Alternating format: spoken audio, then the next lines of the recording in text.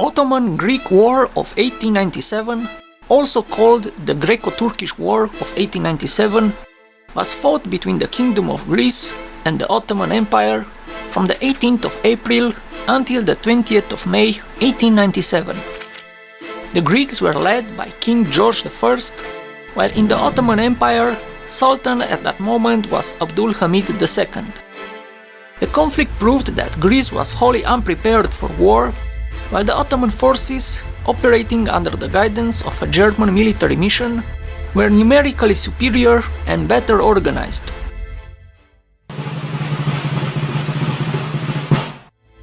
The island of Crete, an Ottoman province since 1669, with a Greek Christian majority of almost 80%, saw a series of revolts against the Ottoman rule starting from 1866. Fighting between Turks and Greeks on the island resumed in 1896. To quell the unrest, Ottoman military reinforcements arrived while Greek volunteers landed on the island to support the Greek population. The struggle for independence and union with Greece was declared by Cretan revolutionaries. Public opinion in Greece began to pressure the government and King George I to send troops to help the Cretans and start the war with the Ottomans. On the 6th of February 1897, first Greek troops were sent to Crete, and on the 14th of February they disembarked and proclaimed the union with Greece. The following month, however, 6 European powers created an international squadron, bringing warships to patrol the waters around Crete and to impose a blockade upon Greece to prevent assistance being sent from the mainland to the island. They took this step to prevent further escalation of the conflict that could be spreading to the Balkans.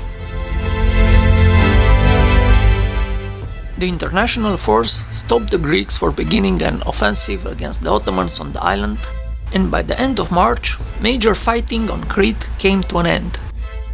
Then, on the 24th of March, Greece sent about 2,600 irregulars into Ottoman Macedonia in order to provoke disarray behind enemy lines by rousing locals against Ottoman administration. The Ottomans began mobilization at the borders with Greece on the 6th of April.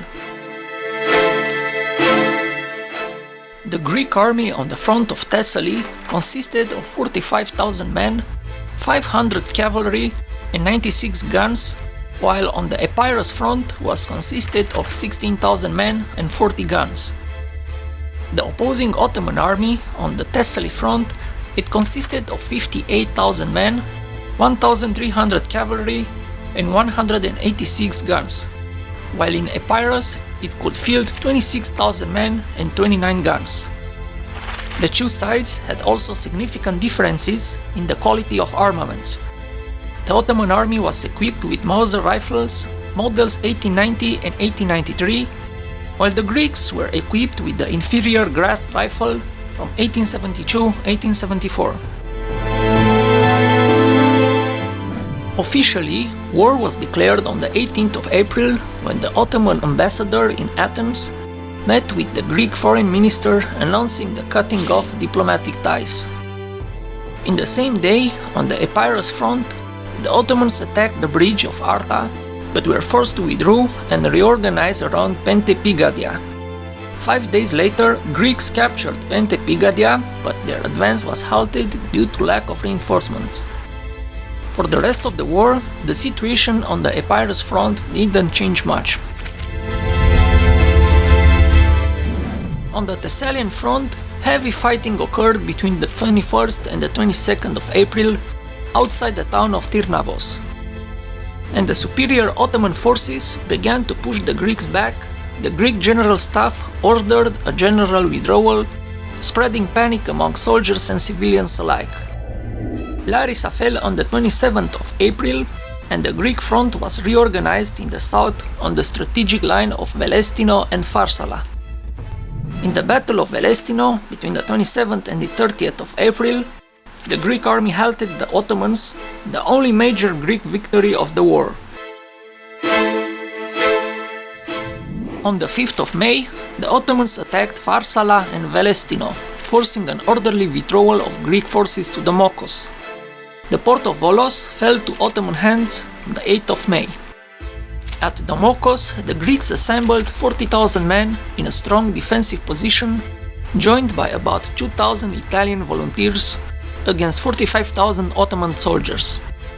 On the 17th of May, in the Battle of Domokos, the largest battle of the war, the Greeks were again defeated. The next defensive position was organized 40 kilometers south at the Thermopylae Passage, about 135 kilometers northwest of Athens.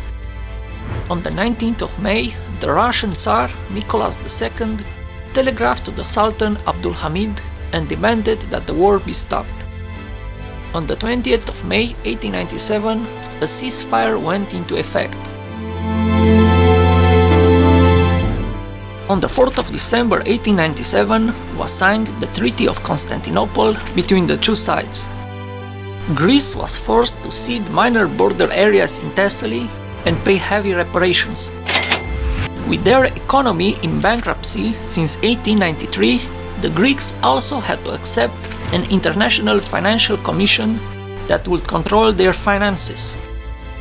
In Crete, the uprising continued until November 1898, when the great powers evicted Ottoman forces from the island to make way for an autonomous Cretan state under the suzerainty of the Ottoman Empire.